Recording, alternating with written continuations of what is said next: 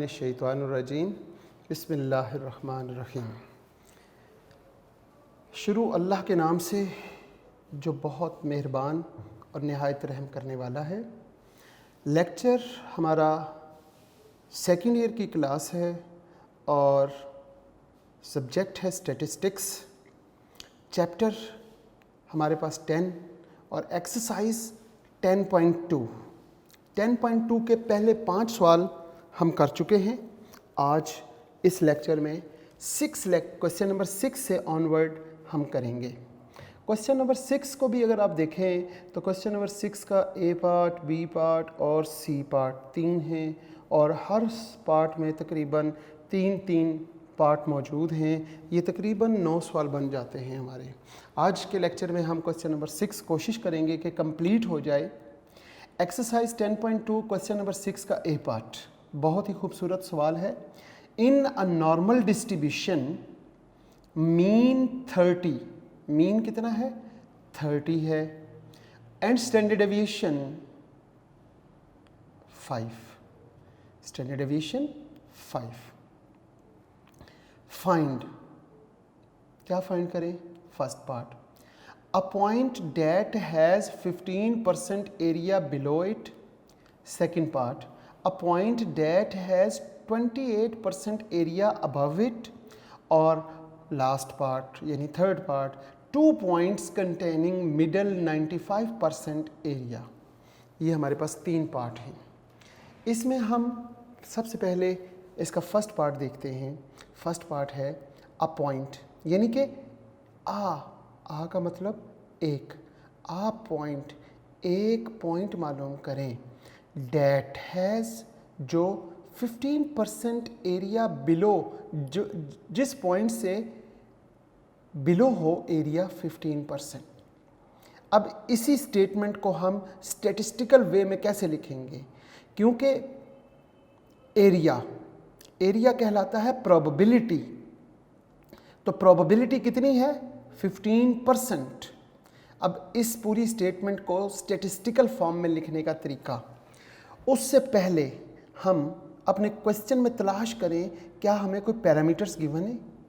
Mean हमारे पास 30 है, यानी कि mu 30, and standard deviation sigma हमारे पास 5 है। सबसे पहले हम देखते हैं कि हमारे पास पैरामीटर्स गिवन है या नहीं। अगर पैरामीटर्स ना गिवन हो तो फिर हम क्वेश्चन को आगे सॉल्व कैसे करेंगे? इस क्वेश्चन को सॉल्व करने के लिए पैरामीटर्स को देखते हैं और पैरामीटर्स दोनों गिवन है, मीन 30 है और स्टैंडर्ड डेविएशन 5। सवाल है जी आप एक पॉइंट मालूम करें। हम सपोज कर लेते हैं कि वो स्मॉल ए है, हमने स्मॉल ए की वैल्यू मालूम करनी है। That has 15% area below it, उस पॉइंट से लेस देन जो एरिया है वो 15% है। इस स्टेटमेंट को हम स्टैटिस्टिकल फॉर्म में लिखेंगे। एरिया का मतलब probability, 15% 0.15, a point it is small a, and below it mean less than, below का मतलब उससे कम, लेस देन, तो लिखेंगे probability of x is less than a is equal to 0.15। ये जो स्टेटमेंट है इसको स्टैटिस्टिकल फॉर्म में लिखा, जो पॉइंट गिवन है सारा इस स्टेटमेंट में। आगे काम हमारा पुराना वाला ही है, x को स्टैंडर्डाइज्ड बनाएं। कैसे? x में से म्यू माइनस कर दें और सिग्मा पे डिवाइड कर दें, और इस तरफ a है, a में से माइनस करेंगे उसका मीन की वैल्यू 30 और डिवाइड करेंगे सिग्मा की वैल्यू पे 5 पे, इज इक्वल टू 0.15, वैसे ही लिख लिया। अब हम आगे चलते हैं। Probability z is less then, अब ये क्योंकि स्टैंडर्डाइज्ड वेरिएबल है, x minus mu over sigma, कहीं पे भी ये लिखा हुआ हो x minus mu over sigma तो वो z के इक्वल है, तो इसकी जगह पे हम z लिख देंगे। लेस देन a माइनस 30 और 5 वैसे ही लिख लिया और 0.15। अब जब लेस देन होता है तो उसका थ्योरम है कि फाई ऑफ a लिख दें। अब यहाँ पे a क्या है इस स्टेटमेंट में? ये a माइनस 30 ओवर 5, ये पूरी रकम a है। अब हम क्या करें? अब हमने क्या करना है कि ये पूरी रकम इस फार्मूले के तहत फाई ऑफ ए मतलब फाई ऑफ ए माइनस 30, जैसा कि ये लिखा हुआ आपको नज़र आ रहा है, phi of a minus 30 over 5 is equal to 0.15 जो ऑलरेडी चल रहा है। ये फाई इस तरफ से जब दूसरी तरफ जाएगा तो फाई इन्वर्स हो जाएगा, फाई इन्वर्स 0.15। अब ये फाई इन्वर्स जब यहाँ पर ये इन्वर्स हो गया तो इन्वर्स का टेबल यानी कि टेबल नंबर 10 अपनी बुक में पेज नंबर 295 को ओपन करेंगे सारे बच्चे और देखेंगे कि वहाँ पे टेबल नंबर 10 है जो इम्तिहान में आपको प्रोवाइड किया जाएगा आपकी डिमांड पर। Page number 295 inverse standard normal cumulative distribution function ये टेबल है और पहले कॉलम में देखेंगे तो वो P लिखा होगा। अब वो पहले कॉलम में यानी कि P वाले कॉलम में आपने देखा 0.15, आप चलते जाएं 0.00, 0.01, 0.02 इसी तरीके से चलते चलते 0.15 आपको मिलेगा और 0.15 के आगे कोई रकम नहीं लिखी हुई तो फिर ज़ीरो में ही देखेंगे और वो हमारे पास वैल्यू आ जाएगी -1.0364। मैं उम्मीद करता हूँ पेज नंबर 295 आपकी टेक्स्ट बुक पे टेबल नंबर 10 और ये वैल्यू तलाश करने में आप कामयाब हो चुके होंगे। इस वैल्यू को आपने टेबल से जब देखा और वो यहाँ पे लिख लिया, इसके बाद इस साइड पे 5 डिवाइड हो रहा है वो इस तरफ आके मल्टीप्लाई हो जाएगा, 5 मल्टीप्लाई बाय -1.0364। इन दोनों को जब मल्टीप्लाई करेंगे तो आंसर माइनस में ही आएगा 5.182 और ये -30 जब इक्वल्स टू के दूसरी तरफ जाएगा तो इधर माइनस है तो उस तरफ जाके प्लस हो जाएगा। अब हम 30 में से ये रकम माइनस करते हैं तो वो आ जाएगा 24.82 और ये अगर आप इस क्वेश्चन के नीचे देखेंगे तो ये पहले पार्ट का आंसर 24.82 एग्जैक्ट यही होगा। ये था हमारा फर्स्ट पार्ट। इसमें बिलो इट यानी कि लेस देन की बात है। अब हम सेकंड पार्ट की बात करते हैं। उसमें उसने क्या किया, a point that has 28% or above it. बात वही है कि दोनों पैरामीटर्स पहले सवाल की तरह गिवन है, mu is equal to 30, sigma is equal to 5 और सवाल है जनाब आ पॉइंट, एक पॉइंट मालूम करें that has 28% or above it. अब आप क्या करेंगे, 28% का मतलब होता है 0.28। एरिया, जो एरिया है उसको हम P लिखेंगे, P यानी probability of x is greater than A, above it का मतलब है greater than A। Greater than A करेंगे, probability x is greater than A is equal to 0.28। बस सिंपल सी बात है, ये चीज़ गिवन है इन दिस स्टेटमेंट। इसके बाद हमारा वही पुराना काम, x को स्टैंडर्डाइज्ड वेरिएबल में चेंज करें। कैसे, x में से म्यू को माइनस करें और सिग्मा पे डिवाइड करें, ये स्टैंडर्डाइज्ड वेरिएबल बन जाएगा। और यही हरकत, यही काम दूसरी साइड पे ग्रेटर देन की दूसरी साइड पे a के साथ करेंगे, लेकिन a में से म्यू की वैल्यू को माइनस करेंगे जो हमारे पास यहाँ पे वैल्यू है 30। तो a माइनस 30 डिवाइड यहाँ पे सिग्मा, बट यहाँ पे सिग्मा की वैल्यू 5 पे डिवाइड कर देंगे और 0.28 वैसे ही लिख लेंगे। x minus mu over sigma जहाँ पे भी आएगा वहाँ पे हमने z लिख देना है क्योंकि ये स्टैंडर्ड वेरिएबल है। और प्रोबेबिलिटी में अगर स्टैंडर्ड वेरिएबल आए तो फिर हम अपने थ्योरम की तरफ चलेंगे कि स्टैंडर्ड वेरिएबल z के साथ साइन क्या है, ग्रेटर देन का है या लेस देन का है। यहाँ पे ग्रेटर देन का साइन है और जब ग्रेटर देन का साइन होता है तो थ्योरम हमें कहता है 1 माइनस फाई ऑफ ए, और अगर सिर्फ लेस देन का साइन हो या लेस देन इक्वल टू का साइन हो तो हमें थ्योरम क्या कहता है, सिर्फ फाई ऑफ ए लिखें। अब हम यहाँ पे 1 माइनस फाई ऑफ ए लिखेंगे, यहाँ पर लिखेंगे 1 माइनस फाई ऑफ, ये पूरी रकम ए है, 1 minus phi of a minus 30 over 5 is equal to 0.28। अब जनाब हम क्या करेंगे, 0.28 को इक्वल्स टू से पहले ले आएँ, उधर प्लस का है इधर आके माइनस हो गया और ये पूरी रकम phi of a minus 30 over 5 इधर माइनस है, दूसरी तरफ प्लस की हो गई। ठीक है जी। अब क्या होगा, 1 में से माइनस करेंगे 0.28 तो वो तो 0.72 आ जाएगा, और ये वाला फाई इस तरफ आके इन्वर्स हो जाएगा। तो क्या लिखेंगे, फाई इन्वर्स 0.72 और इक्वल्स टू के बाद क्या बचा, a-30/5। अब यहाँ पे जो पॉइंट है वो हम टेबल से देखेंगे, और टेबल इन्वर्स का टेबल देखेंगे, और इन्वर्स का टेबल आपको कहाँ मिलेगा, बुक के एंड पे, पेज नंबर 295 और टेबल नंबर 10, जिसका नाम inverse standard normal cumulative distribution function है। पहले कॉलम में p लिखा हुआ है, और p में देखेंगे 0.00, 0.01 एंड सो ऑन चलता जाएगा। हमें 0.72 की वैल्यू देखनी है, तो पहला पेज जो है वो 0.34 पे ख़त्म हो जाता है, दूसरा पेज 0.35 से शुरू होकर 0.74 पे ख़त्म होता है। इसका मतलब 72 की वैल्यू हमें चाहिए, तो इसी पेज पे हमें मिल जाएगी 72 की वैल्यू। हम लास्ट और सेकंड लास्ट नीचे से 2 रोज़ को छोड़ेंगे, और नीचे से तीसरी रो को देखेंगे तो 0.72 मिल जाएगा पी के कॉलम में, और आगे कोई वैल्यू नहीं लिखी हुई तो 0 में देखेंगे, और इसको जब हम 0 में देखते हैं तो 0.5828। उम्मीद करता हूँ कि हर बच्चा जो है वो पेज नंबर 296 टेक्स्ट बुक में इस टेबल को फॉलो करते हुए इस पॉइंट तक पहुँच चुका है।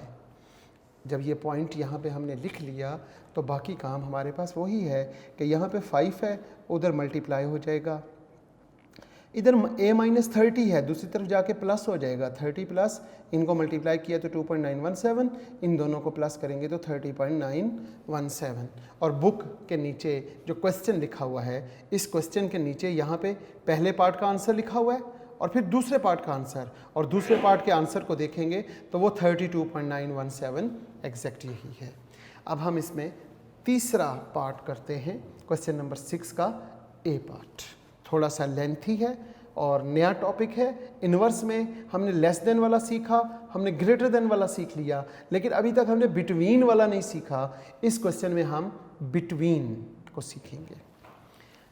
जनाब सवाल में देखें, गौर करें तो in a normal distribution with mean 30 and standard deviation 5, तो हमारे पास जो सोल्यूशन में सबसे पहला काम है, हम लिखेंगे पैरामीटर्स, म्यू 30 है और सिग्मा 5 है। ये दोनों चीज़ें हमारे पास गिवन है।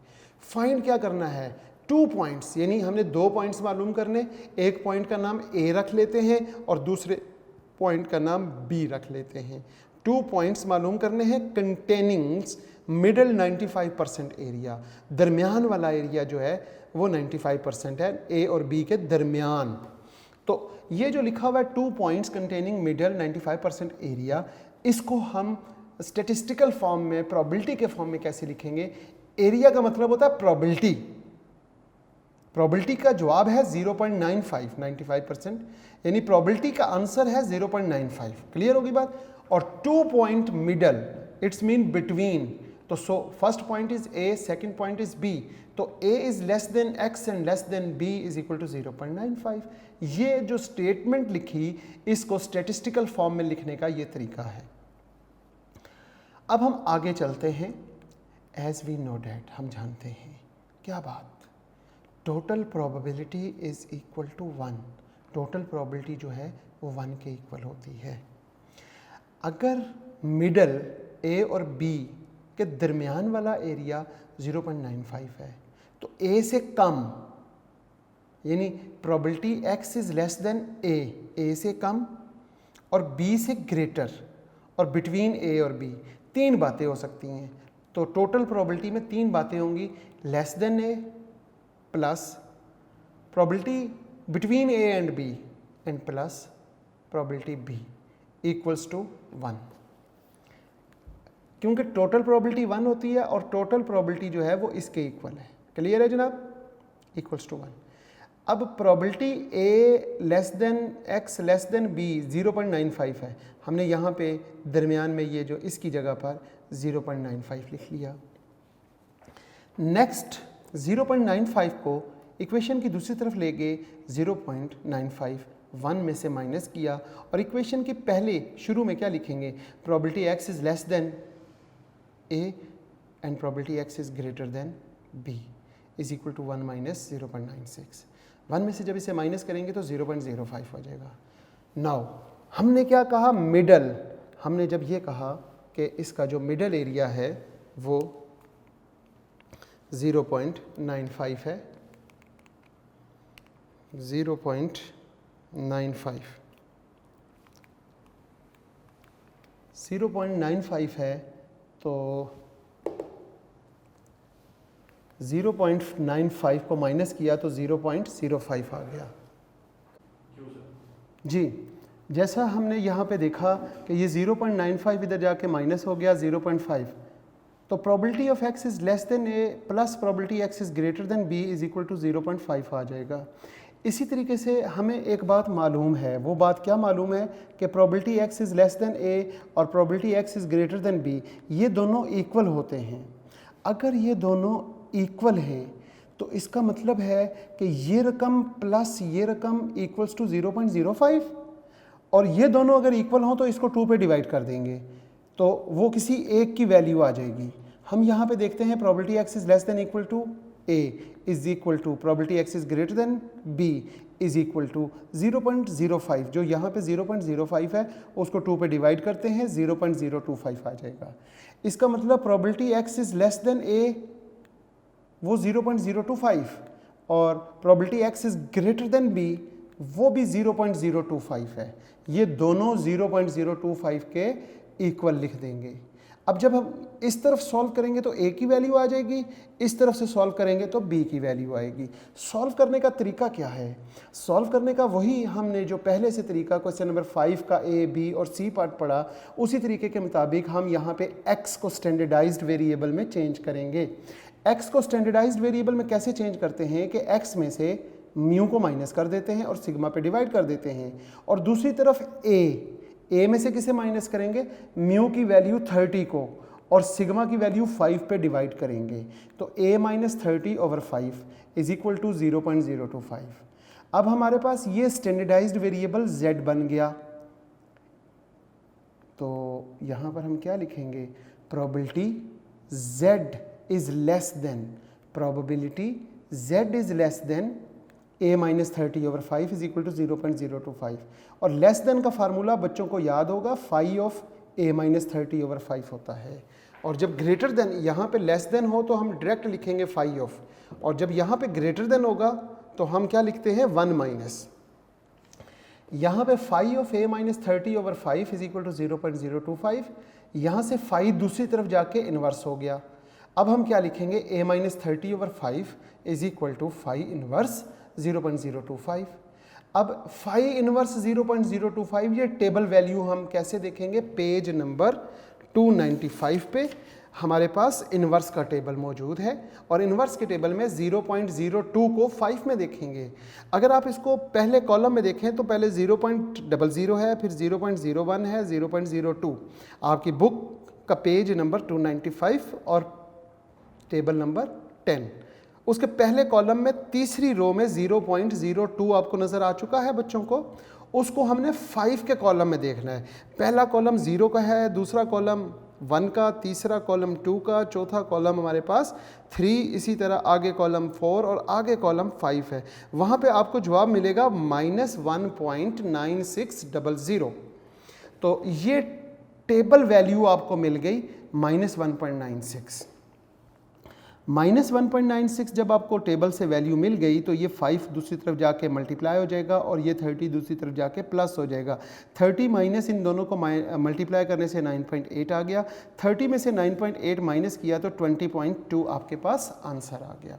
इसी तरह a की वैल्यू, क्योंकि उसने पूछा था 2 पॉइंट्स मालूम करें, तो a की वैल्यू आपके पास आ जाएगी 20.2। इसी तरह हम b की वैल्यू कैसे मालूम करते हैं? क्योंकि हमारे पास यहाँ पे probability of x is greater than b है, तो greater than b is equal to 0.025। x को स्टैंडर्डाइज्ड बनाएंगे, x minus mu over sigma, और b में से माइनस करेंगे म्यू की वैल्यू 30 और सिग्मा की वैल्यू 5 पे डिवाइड कर दिया, इज इक्वल टू 0.025 लिख लिया। अब ये z बन गया, तो जब ये z बन जाएगा तो z is greater than b minus 30/5 आ जाएगा।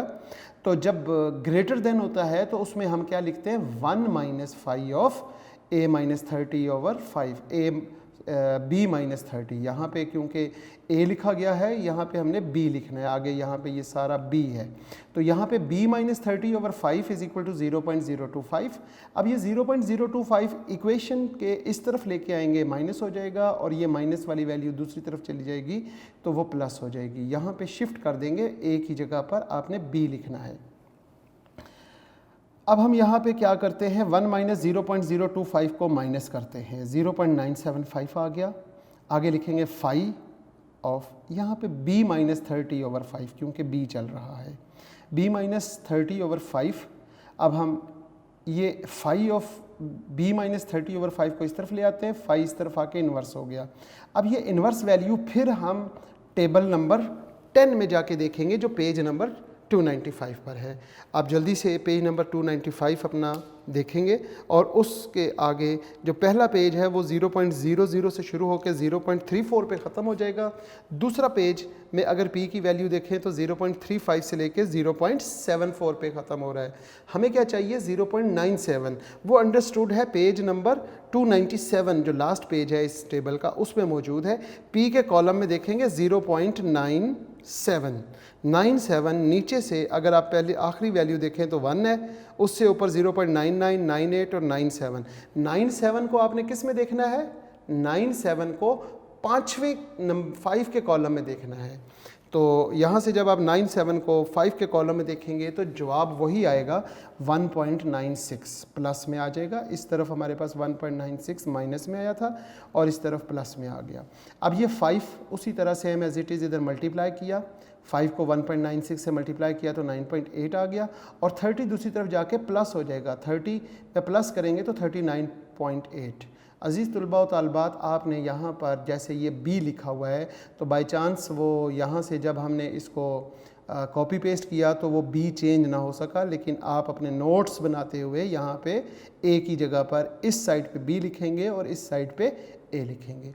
ये था हमारा एक बहुत ही लॉन्ग क्वेश्चन नंबर 6 का a पार्ट, और उसका भी तीसरा पार्ट, उसके तीसरे पार्ट में मिडल 95% एरिया को हमने फाइंड करना था। अब हम आगे चलते हैं क्वेश्चन नंबर 6 का बी पार्ट। क्वेश्चन नंबर 6 का बी पार्ट, इसमें उसने परसेंटाइल्स पूछे हुए हैं। सवाल ये है कि the time requires by a nurse to inject a shoot of penicillin has been observed to be normally distributed with mean 30 and standard deviation 10 second. Mean 30 seconds, mean कितना है 30 सेकेंड्स, और स्टैंडर्ड डेविएशन है 10 seconds. अब ये seconds में, दोनों seconds में है तो ठीक है, अगर ये मिनट में होता, ये सेकेंड में होता तो इनके हमने यूनिट्स को पहले सेम करते। पहला पार्ट है 10th परसेंटाइल मालूम करना है, और इसका दूसरा पार्ट है 90th परसेंटाइल मालूम करना है। ये भी बहुत ही आसान सा सवाल है। सबसे पहले हम देखेंगे कि हमारे पास पैरामीटर्स क्या हैं, हम सबसे पहले देखेंगे। हम सबसे पहले देखते हैं कि हमारे पास parameter mu is equal to 3, 0 मतलब 30 है, और इसके साथ साथ हम देखते हैं sigma is equal to 10। First part हमारे पास क्या है, फर्स्ट पार्ट हमारे पास 10th परसेंटाइल्स मालूम करना है। अब हम 10th परसेंटाइल कैसे मालूम करेंगे, 10th परसेंट से पीछे वाला एरिया जो है वो 0.10 है, तो हम लिखेंगे probability x less than equal to P10 यानी 10th परसेंटाइल इक्वल्स टू 0.10। ये जो ऊपर स्टेटमेंट है इसको हम क्या करते हैं, हम उसको इस फॉर्म में लिखते हैं, स्टैटिस्टिकल फॉर्म में। इसके बाद हम क्या करेंगे कि यहाँ पे देखें x, इसको स्टैंडर्डाइज्ड फार्मूला कैसे बनेगा, जब इसमें से म्यू को माइनस करेंगे और सिग्मा पे डिवाइड करेंगे। इस तरफ म्यू और सिग्मा पे डिवाइड कर दिया, और दूसरी तरफ हमने क्या करना है, म्यू की वैल्यू 30 को माइनस किया और 10 पे डिवाइड कर लिया, इज इक्वल टू 0.10 ही रहने दिया। अब हम क्या करते हैं कि हमारे पास जो थ्योरम है वो probability z is less than equal to a is equal to phi of a होता है। अब यहाँ पे अगर गौर करें तो ये तो z बन गया, ये वैल्यू z बन गई। जब ये z आ जाती है तो z के फार्मूले के मुताबिक जब यहाँ लेस देन हो तो ये फाई ऑफ ये a, ये पूरा लिखेंगे, phi of P10 minus 30 over 10। अब ये फाई दूसरी तरफ जाके इन्वर्स हो जाएगा। जब ये इन्वर्स हो गया तो ये इन्वर्स के टेबल में देखेंगे।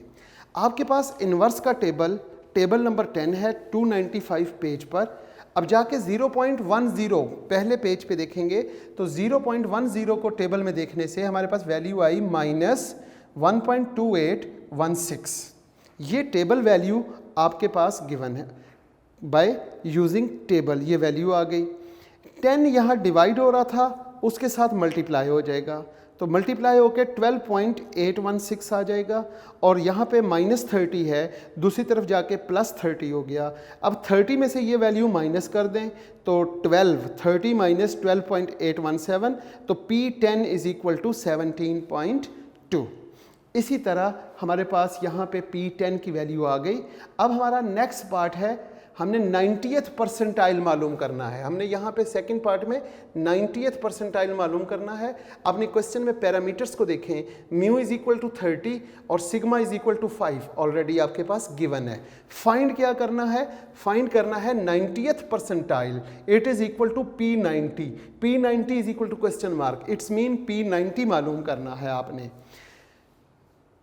90th परसेंटाइल का मतलब होता है कि उस पॉइंट से पीछे कितना एरिया है, उस पॉइंट से पीछे 90%, मतलब 0.90। So probability x is less than equal to P90 equal to 0.90। x को हमने स्टैंडर्डाइज्ड बनाना है। कैसे? x में से म्यू को माइनस किया और सिग्मा पे डिवाइड कर लिया। x minus mu over sigma less than equal to, यहाँ पे P90 है, P90 में से म्यू की वैल्यू 30 को माइनस करेंगे और सिग्मा पे डिवाइड मतलब 10 पे डिवाइड कर लेंगे, इक्वल्स टू 0.90 वैसे ही लिखा रहने देंगे। जब भी लेस देन होता है और ये स्टैंडर्डाइज्ड वेरिएबल z बन गया, और z का फार्मूला अगर आप देखेंगे तो वो सामने लिखा हुआ है। जब लेस देन होगा तो हमने क्या लिखना है? Phi of a। अब a यहाँ पर क्या है? ये तो z बन गया, ये पूरी रकम a है, तो हमने क्या लिखना है? फाई ऑफ ये पूरी रकम लिख लेनी है। P90 minus 30 over 10 is equal to 0.90। अब ये फाई इधर से जब दूसरी तरफ जाएगा तो फाई इनवर्स हो जाएगा। फाई इनवर्स की वैल्यू आपने पेज नंबर 295 पे और टेबल नंबर 10 में देखनी है। टेबल नंबर 10 का जो पहला पेज है उस पे भी आपको नहीं मिलेगी, दूसरे पेज पे भी नहीं मिलेगी, तीसरे पेज पे जब आप देखेंगे तो 0.90, अगर आप देखें गौर से तो आपको 0.90 मिला, और वहाँ पे वैल्यू है, ज़ीरो में देखेंगे 90 को ज़ीरो में 1.2816। ये टेबल वैल्यू आपने टेबल से देखनी है। इसके बाद सेम एज इट इज़ 10 को दूसरी तरफ मल्टीप्लाई कर दिया। जब 10 को दूसरी तरफ मल्टीप्लाई किया तो वो आपके पास आ गया 12.816। 30 इस तरफ माइनस हो रहा था, दूसरी तरफ जाके प्लस हो गया। अब 30 में प्लस करेंगे 12.816, तो आंसर आ जाएगा 42.816। ये हमारे पास 90th परसेंटाइल्स आ गया। इसके बाद हम देखते हैं अपना क्वेश्चन, और क्वेश्चन है जी क्वेश्चन नंबर 6 का C part. Scores on a national education achievement test normally distributed with mean 500 and standard deviation 100। और इसका पहला पार्ट आज के लेक्चर में हम कर सकेंगे, नेक्स्ट लेक्चर में इंशाल्लाह बाकी दो पार्ट करेंगे। पहले पार्ट में उसने 95%, What is the 95% of this distribution, ये वही सवाल है जो अभी हमने इससे पीछे इसके बी पार्ट में किया, जिसमें हमने 10% और जिसमें हमने बात की 90th%, और यहाँ पे 95% मालूम करेंगे। सबसे पहले पैरामीटर्स देखें, म्यू इज इक्वल टू 500 और sigma is equal to 100 question में गिवन है। फाइंड करना है 95 परसेंटाइल्स, मतलब P95 equals to question mark. अब यहाँ पे बात करते हैं probability of x is less than equal to p95 is equal to 0.95। 95 percentiles का मतलब ये होता है कि उससे पीछे 95% एरिया है, इट्स मीन 0.95। इसी तरह आपने x को क्या किया, इंटरचेंज कर दिया, किस में, स्टैंडर्डाइज्ड वेरिएबल में। कैसे, x में से म्यू को माइनस करें और सिग्मा पे डिवाइड कर दें। दूसरी तरफ p95 में से म्यू की कीमत 500 और सिग्मा पे डिवाइड करेंगे 100 पे। अब ये आपके पास जब स्टैंडर्डाइज्ड वेरिएबल बन गया, जब z, तो जब ये बन गया z लेस देन ये पूरी रकम a है। अब आप क्या कर सकते हैं, अकॉर्डिंग टू दिस फार्मूला आपने क्या करना है, फाई ऑफ a, ये वाली वैल्यू a लिख ली, इज इक्वल टू 0.95। फाई दूसरी तरफ जाके फिर इन्वर्स हो गया 0.95 को, और टेबल नंबर 10 में आपने जब 0.95 को चेक किया, जो 295 पेज पर टेबल नंबर 10 है, और 295 के बाद 296 और 297 पे देखेंगे तो 0.95 आपको मिल जाएगा, 1.6449 ये टेबल वैल्यू आपने देखी। अब इसके बाद क्या करेंगे, इस 100 को इसके साथ मल्टीप्लाई कर देंगे और 500 दूसरी तरफ जाके प्लस हो जाएगा, और फाइनली आंसर 664.49 हो गया। ये था आज का लेक्चर। आज के लेक्चर में हमने क्वेश्चन नंबर 6 का ए पार्ट कंप्लीट किया, 6 का बी पार्ट भी हमने कोशिश की कंप्लीट करने की, और 6 के सी पार्ट का जो पहला पार्ट था वो हमने किया। बाकी तमाम जो क्वेश्चन हैं इसके बाकी दोनों पार्ट्स हम नेक्स्ट लेक्चर में करेंगे इंशाअल्लाह। इस दुआ के साथ आज के लेक्चर का इख्तिताम करते हैं कि अज़ीज़ तलबा व तालिबात तमाम के तमाम खुश रहें, सदा सलामत रहें, और वालिदैन का साया ता क़यामत कायम रहे, और जब वक्त आखिर हो तो ख़ात्मा बिल ईमान हो। आमीन। अल्लाह हाफ़िज़।